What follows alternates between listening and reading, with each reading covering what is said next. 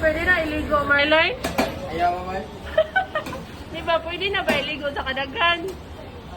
Nahala ba yung corn beef? Naindali usama ma'am, pabilo ni kuwang ma'am, kadila na. Mo yun. Corn beef na ala. Kuyo kita diri. Drive-thru, corn beef, 1 extra garlic rice, 1 palino. Pila pa ta kasi mana nag-open, ni nana nakakuan. Di mo gud limpyuhan. Ha?